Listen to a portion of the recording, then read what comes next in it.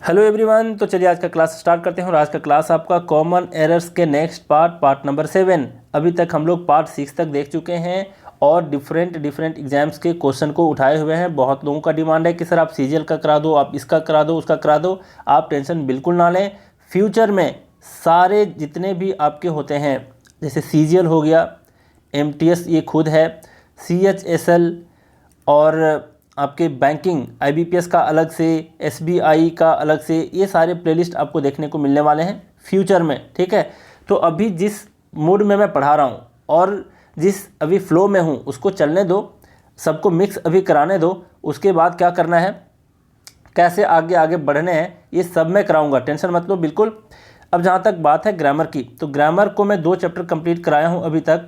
कौन कौन से हैं? आर्टिकल्स और वर्ब्स। नेक्स्ट होने वाला है टाइम एंड टेंस। तो देखो, मैं बहुत बेसिक से नहीं बता रहा ग्रामर में, और बहुत ज़्यादा डेप्थ भी नहीं बता रहा। इसको मैं एग्ज़ाम ओरिएंटेड पहले ही बोला हुआ था कि एग्ज़ाम ओरिएंटेड पढ़ाऊंगा। सारी वीडियो में भी यही बात को मैं बोला हुआ हूँ कि मैं ग्रामर जो पढ़ा रहा हूँ अभी चैप्टर वाइज, वो एग्ज़ाम ओरिएंटेड है।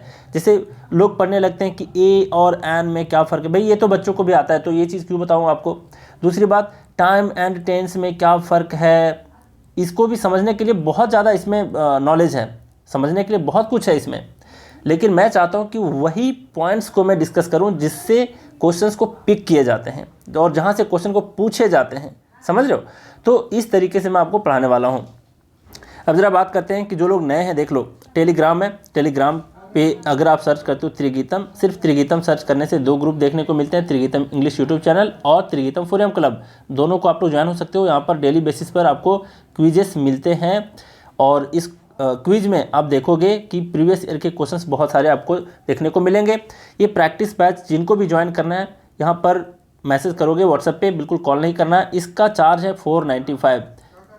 अब यहाँ पर जहाँ तक सवाल है कि इसमें मैं जो देता हूँ, टास्क देता हूँ पहले, उसी टास्क के अंदर में से आपके टेस्ट होते हैं और आपको देखना होता है कि आप कितना कुछ सीख रहे हो। मतलब पढ़ना एक अलग चीज़ है, प्रैक्टिस करना उससे भी इम्पॉर्टेंट है। अगर आप प्रैक्टिस नहीं करते तो आपका पढ़ने का कोई बेनिफिट नहीं है, एग्ज़ाम में आप उसको इम्प्लीमेंट नहीं कर पाओगे। तो ऐसी आदत क्यों ना बनाया जाए कि आप टेस्ट को लिखते हुए, मतलब जो भी पढ़ो उसका टेस्ट लगाओ और इतनी आदत बन जाए अच्छे तरीके से कि आप एग्ज़ाम में सीधा इम्प्लीमेंट कर पाओ जो भी रूल्स को पढ़ते हो, जितना कुछ भी सीखते हो।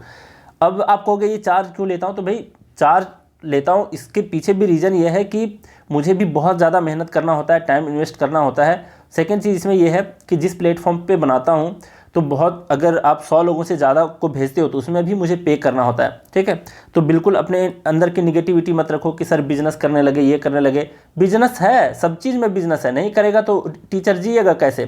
तो आप लोग इतना निगेटिव हो जाते हो बिल्कुल। ज़रा देखो, अभी एमटीएस के एग्ज़ाम को आप लोग बिल्कुल छोटा ना समझो। जैसे कहते हैं ना कि सत सैया के दोहरे, ज्यों नावक के तीर, देखन में छोटे ला गए, घाव करे गंभीर। ये बिहारी लाल का कविता हम लोग पढ़े हैं शायद 9th क्लास में। तो इसको बिल्कुल छोटा मत समझो, इसमें बहुत सारे कॉन्सेप्ट भी होते हैं और कॉन्सेप्चुअल चीज़ें पूछी गई हैं। अभी आप लोग देखोगे, देखो यहाँ पर क्या है, ये जो क्वेश्चन है, देखो यहाँ पर बोल रहा है flowers that are just picked begins to rot in 15 seconds. मतलब जो फ्लावर्स हैं और जो अभी तोड़े गए हैं, जस्ट पीक मतलब जो अभी तोड़े गए हैं, स्टार्ट हो जाते हैं सड़ना मात्र 15 सेकंड में, है ना। तो यहाँ पर रॉट का मतलब होता है सड़ना। अब देखते हैं कि क्या एरर है, एक एक करके चेक करते हैं। अब यहाँ पर देखो, अच्छा एक कॉन्सेप्ट मैं आपको पहले भी बता चुका हूँ कि जो मुख्य शब्द होते हैं उसको हम लोग वहाँ से रिमूव नहीं कर सकते। अगर आप चाहोगे कि फ्लावर्स को ही हटा करके यहाँ पर फ्लावर कर दें तो गलत हो जाएगा, है ना। तो इसको हम लोग नहीं छेड़ेंगे। कॉन्सेप्ट में हम लोग को देखना है कि ग्रामेटिकली कहाँ एरर है। पहली बात तो ये समझाया था। आज एक नई बात भी सीख लो कि जब भी हम लोग कॉमन एरर के क्वेश्चन को करते हैं तो हम लोग क्या करते हैं, लेफ्ट से राइट की ओर एरर को ढूंढते हैं। ये भी ध्यान में रखना, क्योंकि सेंटेंस का जो स्ट्रक्चर होता है वो लेफ्ट से राइट पढ़ते हम लोग, ना कि पीछे से नहीं पढ़ते ना। ये तो ऐसे तो नहीं पढ़ते हम लोग, इस तरीके से पढ़ते हैं, लेफ्ट टू राइट। तो लेफ़्ट वाले में चेक करेंगे, अगर यहाँ पर कोई एरर है तो सही है, अगर एरर नहीं है तो हम लोग इसको सही मान लेते हैं और फिर हम लोग आगे की ओर देखते हैं कि कहाँ पर एरर है। समझ रहे होगे आप लोग सेंस क्या कहने का मतलब है। जैसे यहाँ पर क्या है, देखो यहाँ पर है फ्लावर्स प्लूरल है, तो यहाँ पर प्लूरल वर्ब भी आया और ये बिगिन्स है, ये भी किसके लिए आया है, तो फ्लावर्स के लिए ही आया हुआ है। कौन सड़ना स्टार्ट हो जाता है, फ्लावर्स। तो बिगिन्स जो है ये आपका क्या है, सिंगुलर वर्ब है। वर्ब और नाउन में थोड़ा सा फर्क होता है, वर्ब में एस और ईएस जुड़ जाता है तो समझ लो कि वो सिंगुलर बन जाता है, ठीक। लेकिन यहाँ पर सब्जेक्ट क्या है, सब्जेक्ट जो है ये है आपका प्लूरल, तो प्लूरल वर्ब भी होना चाहिए। तो यहाँ पर क्या लगाएंगे हम लोग, बिगिन लगाएंगे, ठीक। यहाँ पर आर था, ये करेक्ट था। अब आप यहाँ पर कह सकते थे कि सर बिगिन्स को रहने देते, फ्लावर्स के जगह पर हम लोग क्या कर देते, फ्लावर्स को हम लोग फ्लावर कर देते तो भी करेक्ट हो जाता। लेकिन ये बहुत बड़ा मिस्टेक है। कैसे, अभी बताया कि हम लोग लेफ्ट से राइट की ओर सेंटेंस को पढ़ते हैं और लेफ्ट वाले को प्रायोरिटी देते हैं, ठीक है। दूसरी बात कि लेफ्ट के हिसाब से, इसको दूसरे तरीके से समझ सकते हैं कि लेफ्ट में जो चीज़ आपको मिलता है उसके हिसाब से हम लोग को ग्रामर का रूल्स को फॉलो करते जाना है आगे की ओर, ना कि आगे से पीछे की ओर चेक करना है, ऐसा मत चेक करना। तो यहाँ पर देखो, यहाँ पर क्या है, फ्लावर्स अपने जगह करेक्ट है, इसके लिए आ रहा है, ये भी करेक्ट है। बिगिन्स है, ये इनकरेक्ट है, यहाँ पर होना चाहिए बिगिन, ठीक है। तो यहाँ पर एरर था आपका पार्ट नंबर 3 में। अब जरा देखो आगे क्या है, यहाँ है you haven't responded to my invitation didn't you. अब जैसे आप लोग डिडंट यू देखते हो तो समझ जाते हो कि यहाँ पर क्वेश्चन टैग के चैप्टर से इसको लिया गया है। तो यहाँ पर क्या है, इसका मीनिंग देख लो। यहाँ पर बोला है कि तुम मेरे इन्विटेशन को रिस्पॉन्ड नहीं किए हो, है ना। मतलब यहाँ पर डिडंट यू है, और फिर हैवंट यू है, और फिर एम आई है। अगर इस तरीके से लास्ट में क्वेश्चन जुड़ा रहता है तो इसका जो मीनिंग होता है वो है ना के सेंस में होता है ना। मतलब आप सामने वाले को पूछ रहे होते हो, है ना। जैसे मैं भी कई बार फ्लो में आपसे पूछते रहता हूँ, है ना। तो इसी तरीके का सेंस ये देता है। अब यहाँ पर कॉन्सेप्ट क्या है ये ज़रा देखो। पहला कॉन्सेप्ट आपको क्या चेक करना है कि यहाँ पर 2 पार्ट हैं सेंटेंस के। एक ये मेन पार्ट है, ये आपका मेन पार्ट है। सेकंड है आपका क्वेश्चन टैग वाला पार्ट। क्या है, क्वेश्चन टैग वाला पार्ट है। एक जो मैं यहाँ पर 2 मुख्य रूप से जो मैं आपको सिखाना चाह रहा हूँ कॉन्सेप्ट, वो ध्यान देना। पहला कॉन्सेप्ट है यहाँ पर कि जो मेन पार्ट है उसमें जो वर्ब होते हैं और वो वर्ब जिस टेंस में रहता है उसी टेंस में होना चाहिए क्वेश्चन टैग वाले पोर्शन के वर्ब को। तो यहाँ पर कौन सा वर्ब है, डीड है ना, डीड वाला पोर्शन है, तो इसको भी होना चाहिए मेन पार्ट वाले के हिसाब से, ना कि क्वेश्चन टैग के हिसाब से मेन पार्ट में हो। समझ रहे हो। अभी इसके पहले वाले क्वेश्चन में बताया कि हम लोग को क्या करना है, लेफ्ट वाले पोर्शन के हिसाब से आगे के पोर्शन में हम लोग को एरर ढूंढना है, ना कि आगे के हिसाब से पीछे नहीं जाना है। समझ रहे हो। जैसे आप कह सकते थे कि यहाँ पर डिडंट यू है, तो सर आप ऐसा कर सकते थे कि यहाँ पर ये इसका क्या टेंस है, इसका टेंस है पास्ट इंडेफिनिट और फिर पास्ट सिंपल, तो इसको भी पास्ट सिंपल बना देते तो वो गलत हो जाता। हम लोग को देखना है कि लेफ्ट से राइट की ओर। तो अगर ये हैवंट रिस्पॉन्डेड है प्रेजेंट परफेक्ट में, तो ये क्वेश्चन टैग वाले आगे वाले पोर्शन में भी हम लोग को बनाना पड़ेगा प्रेजेंट परफेक्ट, ठीक है। तो इतना आप लोग समझ रहे हो। तो एक कॉन्सेप्ट ये हो गया। क्या हुआ, फिर से मैं दोहरा दूं कि मेन पार्ट में जो वर्ब होता है और वो वर्ब जिस टेंस में होता है उसी टेंस में क्वेश्चन टैग वाले पार्ट में जो वर्ब होता है उसको भी सेम टेंस में होना चाहिए, पहली बात। दूसरी बात क्या है, यहाँ पर ध्यान देना। दूसरी बात है कि अगर मेन पार्ट नेगेटिव सेंटेंस है तो क्वेश्चन टैग में आपका होता है पॉजिटिव। अगर यहाँ पर पॉजिटिव है मेन पार्ट में तो आगे जाकर के क्वेश्चन टैग में होना चाहिए आपका नेगेटिव, ठीक। तो इसको मत भूलना। अब यहाँ पर चेक करो, पहला कॉन्सेप्ट मैं बताया कि यू हैवंट रिस्पॉन्डेड, यहाँ हैव प्लस वर्ब का थर्ड फॉर्म है, मतलब ये प्रेजेंट परफेक्ट में है, तो क्वेश्चन टैग भी क्या होना चाहिए, प्रेजेंट परफेक्ट में। लेकिन यहाँ देख रहे हैं डिड का यूज हुआ है, मतलब ये आपका पास्ट इंडेफिनिट में दे दिया है, मतलब सिंपल पास्ट में। तो यहाँ क्या करना पड़ेगा, हैवंट यू और हैव यू करना पड़ेगा। तो आप मुझे बताओ हैव यू होगा या हैवंट यू, हैव यू होगा। क्यों, क्योंकि अगर ये मेन पार्ट नेगेटिव सेंटेंस में है, यहाँ हैवंट लिखा हुआ है, तो यहाँ पर पॉजिटिव में होना चाहिए। समझ गए क्या एरर था, क्या नहीं था। अब जरा देखते हैं आगे वाले पोर्शन को। यहाँ पर समझ गए कि यहाँ डिडंट नहीं होना चाहिए, हैव यू होना चाहिए, ठीक। अब जरा बात करते हैं आगे, देखो 73rd नंबर ये है आपका, according to some estimates there are 7000 type of plants.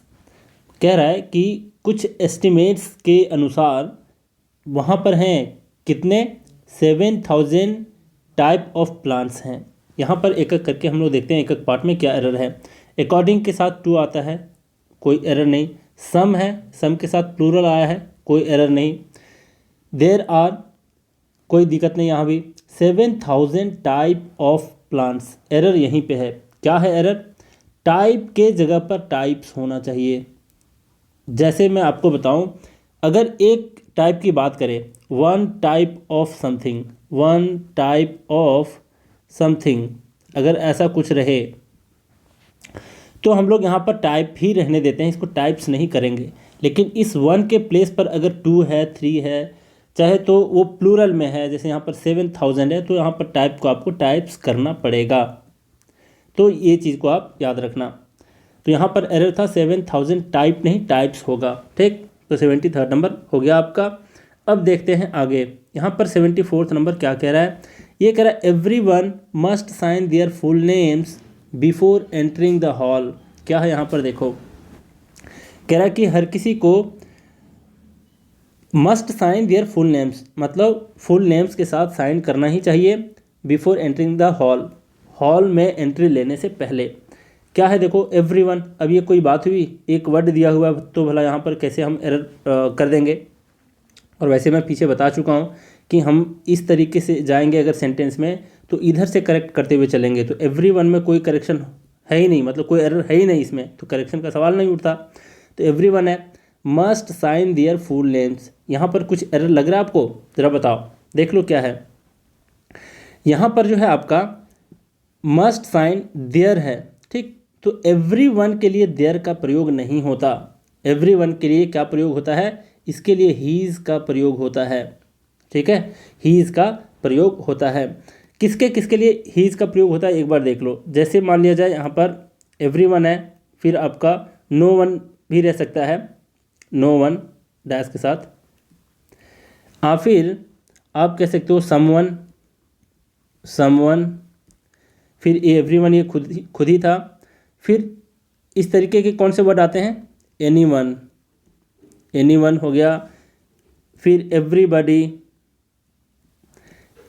Everybody है ना, एवरीबॉडी, समबडी, इस तरीके के जो वर्ड होते हैं, नो बडी, एनीबडी, इस तरीके के जो वर्ड होते हैं उसके साथ आपका हीज़ का प्रयोग होता है, ठीक है। तो ये चीज़ को ख्याल रखना।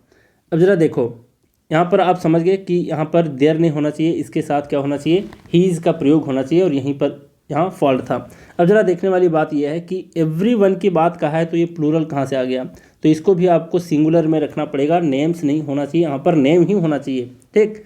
तो यहाँ पर शायद मेरे से टाइपिंग एरर हुआ है, या फिर क्वेश्चन में ही होगा, अगर होगा तो यहाँ से एस हटा देना। अब ज़रा देखते जाते हैं नेक्स्ट क्या है। यहाँ पर बोला है the great wall of China.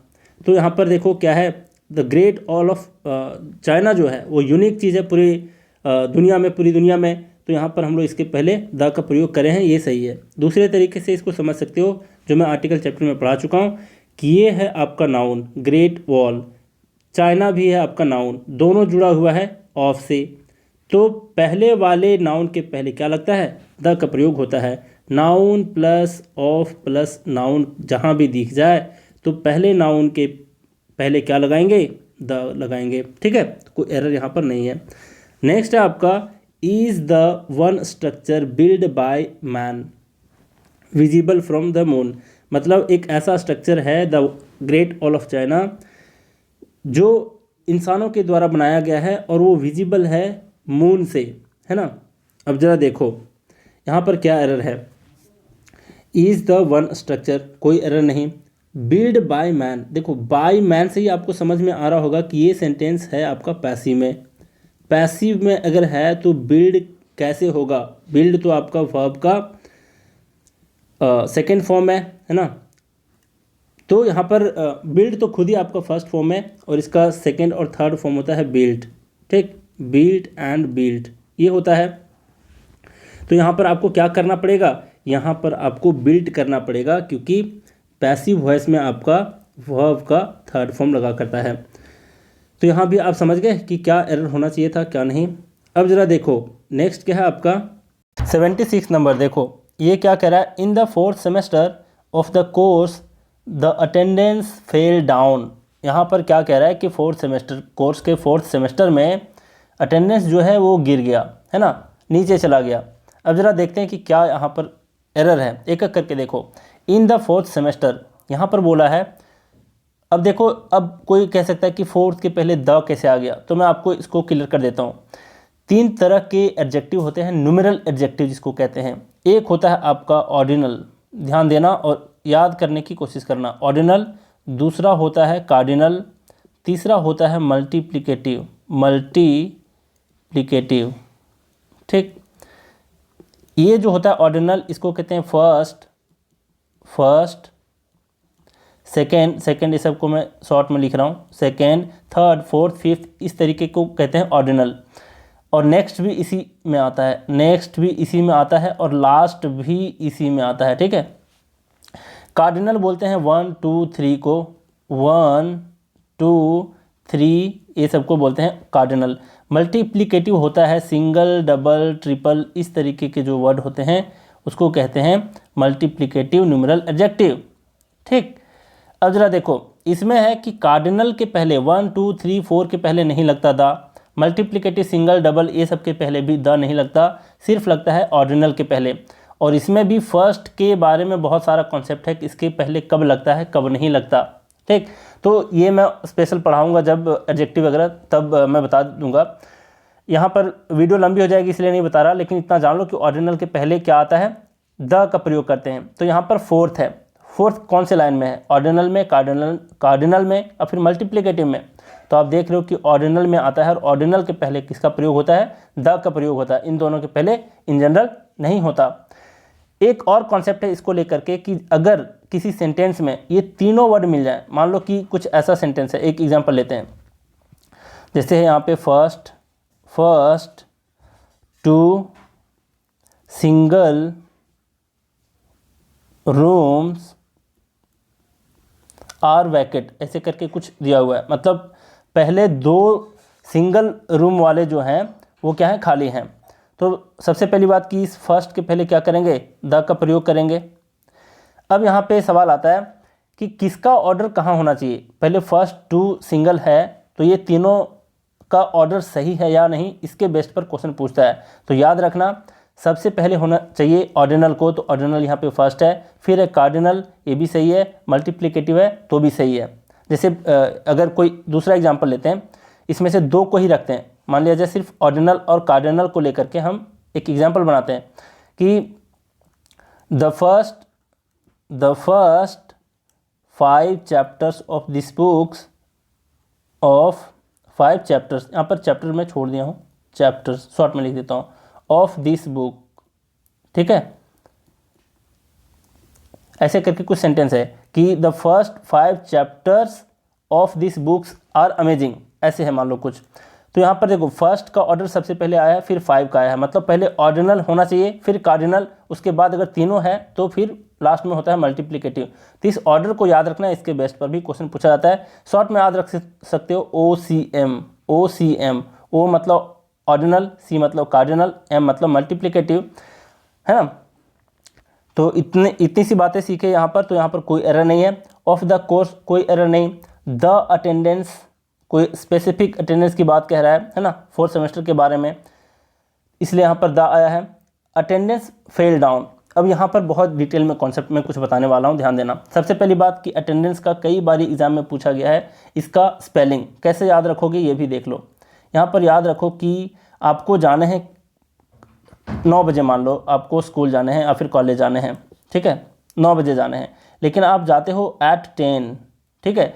at 10 जैसे एंट्री लेते हो और मैम है अंदर में, गुस्से के मारे पूरा डांस करने लगती है, तो at 10 जैसे पहुंचते हो मैम डांस करने लग जाती है। तो इस तरीके से आप दिमाग में बिठा लो कि अटेंडेंस का स्पेलिंग होता है at 10 डांस, देख लो यहाँ पर, चेक कर लो। तो इस तरीके से आपको याद होने चाहिए थे। नेक्स्ट यहाँ पर है फेल डाउन, इसमें ही एरर है। इसमें क्या एरर है ये ज़रा देख लो। सबसे पहली बात यहाँ है, फेल डाउन के पीछे कौन कौन से कॉन्सेप्ट हैं ये मैं आपको बता दूँ। बहुत ज़्यादा कन्फ्यूजन है यहाँ पर, और फेल के बारे में, फॉल के बारे में कई बार एग्जाम में पूछता है, ये भी ध्यान में रखना। देख लो, एक होता है आपका फॉल, एक वर्ब है फॉल, दूसरा वर्ब है आपका फेल, ठीक। इसका जो सेकेंड फॉर्म होता है और थर्ड फॉर्म, ये क्या क्या होता है ये देख लो। सेकेंड फॉर्म होता है इसका फेल, और थर्ड होता है इसका फॉलन, और फोर्थ होता है फॉलिंग, फिफ्थ होता है फॉल्स, है ना। तो उधर छोड़ो। फेल भी आपका मुख्य है, वर्ड है, वर्ब है ना, मेन वर्ब है, और यहाँ भी फेल है, दोनों सेम है, इसलिए बहुत ज़्यादा कन्फ्यूजन होता है। इस फेल का ये सेकेंड फॉर्म है, और एक बार फेल अपने आप में खुद भी मेन वर्ब है, जिसका मीनिंग अलग होता है, और उसका जो होता है आपका सेकेंड थर्ड फॉर्म वो क्या होता है देख लो। इसका सेकेंड फॉर्म होता है फेल्ड, क्या होता है, फेल्ड, और थर्ड फॉर्म भी होता है क्या, फेल्ड। फोर्थ फॉर्म होता है फेलिंग, फेलिंग, और इसका होता है फॉलिंग, लिख ही देता हूँ, यहाँ पर होता है फॉलिंग, और ये है यहाँ पर फेलिंग, देख रहे हो ना। और यहाँ फेल्स होता है इसका फिफ्थ फॉर्म, और यहाँ पर होता है इसका फॉल्स। किसका क्या मीनिंग है देख लो।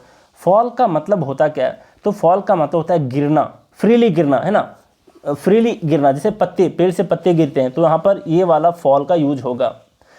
और अगर कोई चीज़ को काट करके गिराया जा रहा है, या फिर किसी को मार करके गिराया जा रहा है ना, धक्के मार करके किसी को गिराया जा रहा है, तो वहाँ पर होता है फेल, इसका होता है। तो फॉल का मतलब हो गया आपका गिरना, और फेल का मतलब गिराना, खास करके किसी को धक्के मार करके या फिर किसी वृक्ष वगैरह को काट करके गिराना। तो गिराना हो गया ये, और गिरना हो गया ये, ध्यान देना, ठीक है।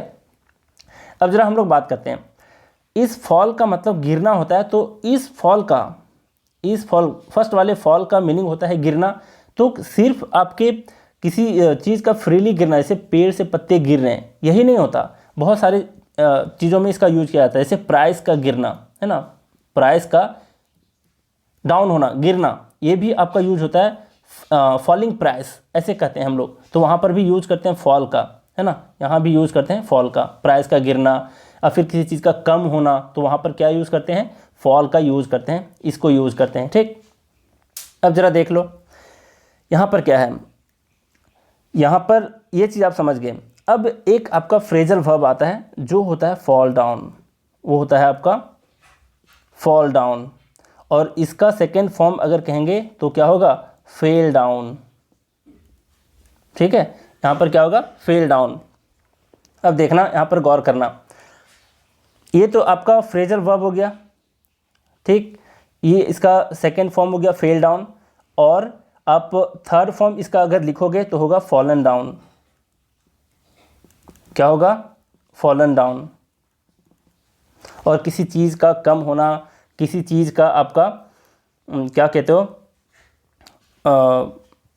फॉल डाउन, फॉल डाउन का मतलब गिरना बता दिया, फेल डाउन इसका सेकेंड फॉर्म, फॉलन डाउन इसका क्या हो गया, थर्ड फॉर्म, ठीक है।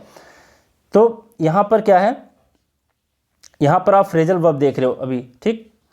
अब जरा देखो, ये जो आपका फॉल डाउन है, फॉल डाउन, इसका जो मीनिंग होता है ये क्या होता है, तो इसका मतलब होता है किसी का दाम गिरना नहीं, प्राइस का गिरना नहीं, या फिर आप कह सकते हो किसी का कम होना, ये नहीं होता। अगर मैंने बताया होगा तो आप इसको भूल जाओ।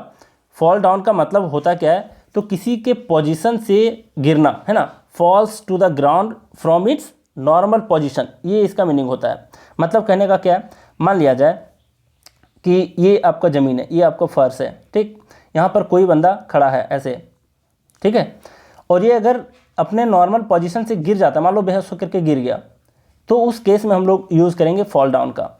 या फिर मान लो कोई, ये आपका दीवार है, मान लो दीवार पे कोई इमेज यहाँ पर लगा हुआ है, और ये इमेज धीरे धीरे यहाँ से गिर गया, है ना, तो अपने नॉर्मल पोजीशन से क्या हुआ, नीचे ग्राउंड पे गिर रहा है, तो वहाँ यूज़ किया जाता है फॉल डाउन का। तो इतनी सी बात आपको ख्याल रखना है। तो यहाँ पर क्या एरर है ये आप मुझे बताओ। अटेंडेंस फेल डाउन, अभी बताया कि फॉल डाउन का यूज नहीं होता प्राइस का गिरना, फिर किसी चीज़ का कम होना, इसका होता है किसी चीज़ का नॉर्मल पोजीशन से कोई ऑब्जेक्ट का गिर जाना, ग्राउंड पे गिर जाना, ठीक है, falling to the ground from its normal position, ये इसका मीनिंग होता है। तो यहाँ पर फेल डाउन नहीं होना चाहिए, यहाँ पर क्या होना चाहिए, सिंपल सी बात है, अटेंडेंस का कम हुआ है तो आप यहाँ कह सकते थे फेल डाउन के जगह पर क्या होना चाहिए, सिंपली आपका फेल होना चाहिए।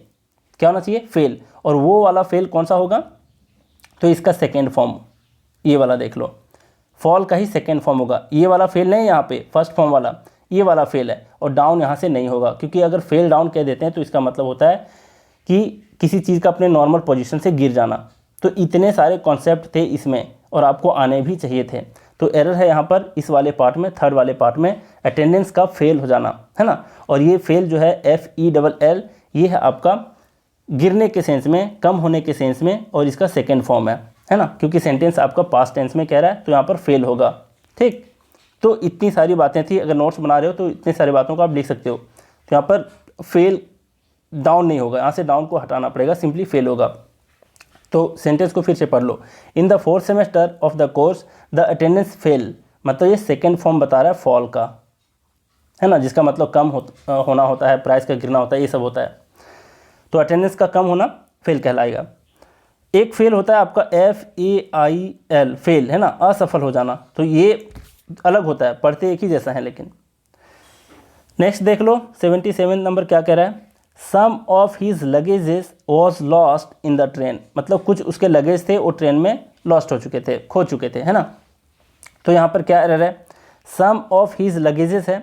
देखो हम कहते हैं कई बार कि वन ऑफ हीज फ्रेंड्स, ऐसे कहते हैं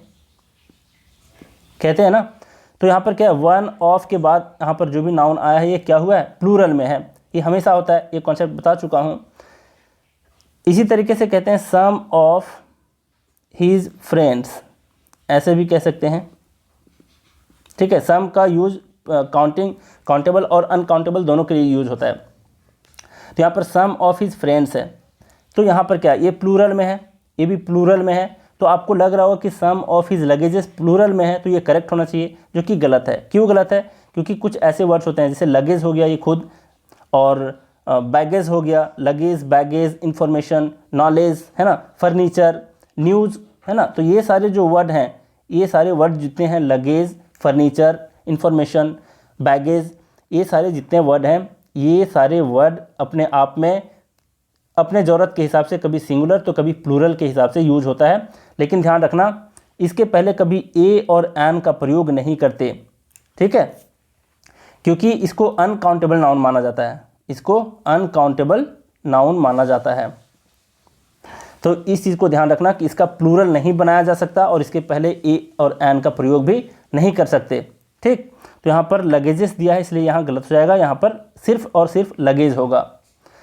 नेक्स्ट आपका 78 नंबर क्या है, यहाँ पर है no sooner the minister had, क्या दिया है, no sooner the minister had heard about the accident then he rushed to the spot, मतलब जो ही मिनिस्टर ने सुना एक्सीडेंट के बारे में वो तुरंत ही वहाँ उस ओर, घटनास्थल की ओर क्या हुआ, रश कर गया, मतलब दौड़ पड़ा एक तरह से, है ना। क्या एरर है, एक एक करके देखते हैं। फर्स्ट पार्ट में है no sooner the minister had heard, यहाँ पर एरर है। क्या एरर है, नो सूनर से स्टार्ट होने वाले जितने सारे वर्ड्स होते हैं, कौन कौन से वर्ड होते हैं ये मैं बता देता हूँ। एक है आपका नो सूनर, और इसी तरीके से होता है हार्डली, फिर होता है आपका स्कैर्सली, नेवर, और एक होता है आपका नेवर बिफोर, मतलब इससे पहले नहीं, है ना, नेवर बिफोर। ये सारे जो वर्ड हैं, तो इसके साथ आपका इन्वर्जन का रूल लगता है। इन्वर्जन का रूल का मतलब होता है कि जो हेल्पिंग वर्ब होता है वो सब्जेक्ट के पहले आता है। इन जनरल हम लोग क्या करते हैं, सब्जेक्ट के बाद लगाते हैं, क्या, जहाँ जैसे यहाँ पर द मिनिस्टर है सब्जेक्ट और हैड मतलब हेल्पिंग वर्ब है, ये इसके बाद आया है। लेकिन इन्वर्जन का रूल में इसका जस्ट उल्टा होता है, इन्वर्जन में होता है ना, इन्वर्जन का मतलब ही होता है उल्टा। तो इन्वर्जन का रूल कहता है कि इसके पहले हम लोग लगाते हैं, मतलब सब्जेक्ट के पहले लगाना होगा आपको क्या, हेल्पिंग वर्ब को। अब यहाँ पे देखना, आप गौर करना, तो इन्वर्जन का रूल लगता कहाँ है, तो hardly, scarcely, never, never before और नो सूनर ऐसे वर्ड्स हैं जिसके साथ इन्वर्जन का रूल लगता है, इसलिए यहाँ पर आपका गलत हो जाएगा और हैड का प्रयोग आपको द मिनिस्टर के पहले करना होगा। ठीक है, तो फर्स्ट पार्ट में ही क्या था, एरर था। ठीक, अब यहाँ पे आगे देखते हैं, आगे है about the accident then he rushed to the spot. ठीक, तो यहाँ पर क्या है, कोई एरर नहीं, about the accident then he rushed to the spot, जो भी एरर था यहाँ मैं आपको अभी बता दिया। ठीक है, अब हम लोग आगे की ओर बढ़ते हैं। देखो यहाँ पर क्या है, यहाँ है माई नेफ्यू, मेरा जो नेफ्यू है, began working for me about 10 years ago. यहाँ पर क्या कहना चाह रहा है कि मेरा जो नेफ्यू है वो लगभग 10 साल पहले ही मेरे लिए काम करना स्टार्ट कर दिया था, है ना। तो यहाँ पर आप देखोगे तो ये सेंटेंस का जो स्ट्रक्चर है, यहाँ पर कोई एरर नहीं माई नेफ्यू में। Began working for me, began जो है वो बिगिन का थर्ड फॉर्म है, ठीक है। इसका सेकेंड फॉर्म होता है आपका बिगेन और थर्ड फॉर्म होता है आपका बिगन। तो ये 10 ईयर्स अगो की बात कह रहा है, तो इस वर्ड से भी आप कैच कर सकते थे क्या, इस वर्ड से आप कैच कर सकते थे कि यहाँ पर आपका यूज होगा जो टेंस यूज होगा, ये यूज होगा आपका पास्ट इंडेफिनिट और फिर सिंपल पास्ट, ठीक। पास्ट इंडेफिनिट और पास्ट इंडेफिनिट में होता क्या है, वर्ब का सेकेंड फॉर्म लगता है। तो यहाँ पर आपका क्या था, वर्ब का थर्ड फॉर्म दे रखा है जो कि गलत है। लेकिन आप कह सकते हो कि अगर हम यहाँ पर हैड बिगन कह देते तो भी तो करेक्ट हो जाता, क्योंकि घटना तो पास्ट की है ना।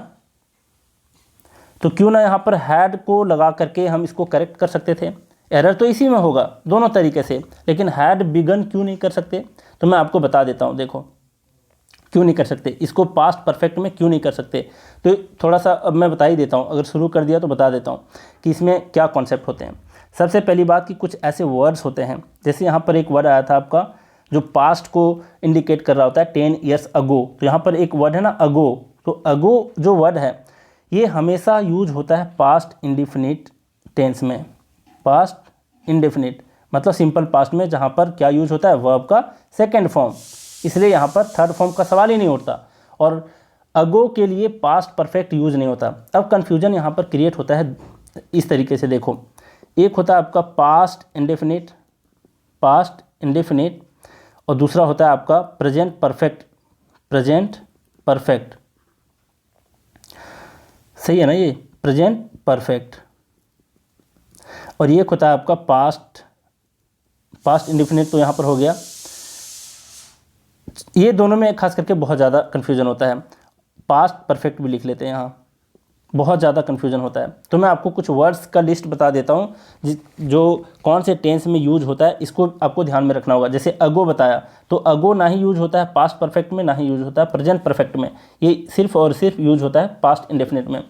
कैसे यूज होता है ये मैं आपको बताता हूँ। जैसे देखो डिटेल बता ही देता हूँ। ये मान लिया जाए कि एक समय है, समय हमेशा आगे की ओर बढ़ता है, कभी भी पीछे की ओर नहीं जाता, ठीक है।